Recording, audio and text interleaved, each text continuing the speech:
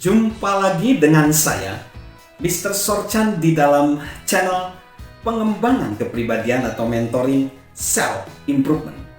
Saat ini kita belajar tentang cara tercepat meraih kepemimpinan, yaitu dengan menyelesaikan masalah. Dan kita belajar tentang masalah memperkenalkan kepada kita kesempatan dan peluang. Dan saat ini kita sedang belajar tentang poin yang ketiga, bagaimana masalah menjadi peluang. Kita mengajukan pertanyaan agar kita dapat memahami masalah dan juga implementasinya atau solusinya. Nah, sekarang pertanyaan tentang tantangan. Siapa yang mau menangani masalah ini?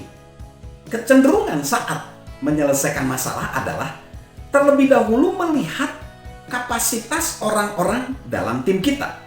Siapa yang mampu melakukannya? Kita bertanya seperti itu. Itu memang pertanyaan yang bagus. Tetapi pertanyaan yang lebih baik lagi adalah siapa yang mau melakukannya? Menangani masalah membutuhkan energi. Orang yang memiliki kemauan kecil kemungkinan besar akan kewalahan dalam menangani masalah. Jadi kapasitas saja tidak cukup. Lalu pertanyaan tentang ukuran. Siapa yang perlu diyakinkan dan berapa lama waktu yang dibutuhkan? Begitu banyak penyelesaian masalah kepemimpinan yang mengukur posisi para pengikut kita. Apa yang mereka rasakan dan apakah mereka siap berjalan ke suatu tempat bersama dengan kita? Ketika kita memikirkan solusi masalah, tanyailah diri sendiri, seberapa besar masalah itu? Bagaimana dampaknya terhadap pekerjaan orang-orang? Bagaimana masalah itu akan mempengaruhi mereka? Semakin besar dampaknya, semakin besar akibatnya.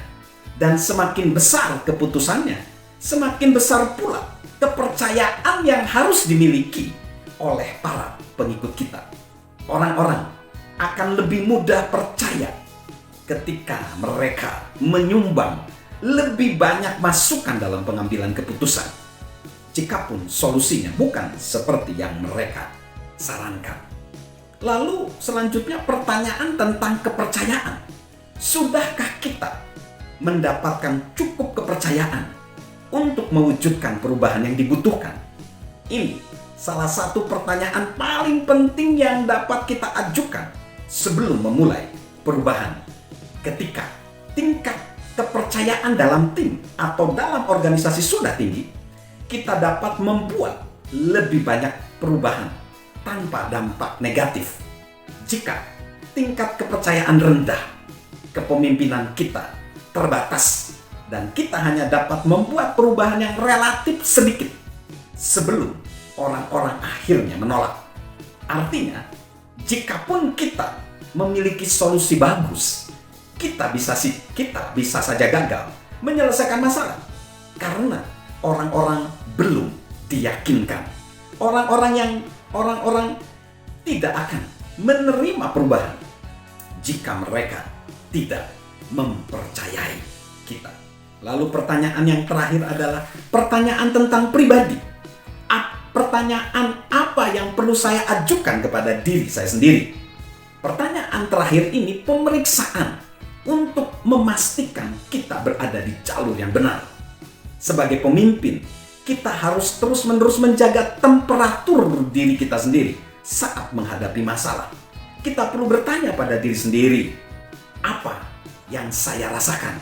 Ini mengungkapkan emosi kita. Apa yang saya pikirkan? Ini merangsang pemikiran terbaik kita. Apa yang saya tahu? Ini memunculkan pengalaman pribadi kita.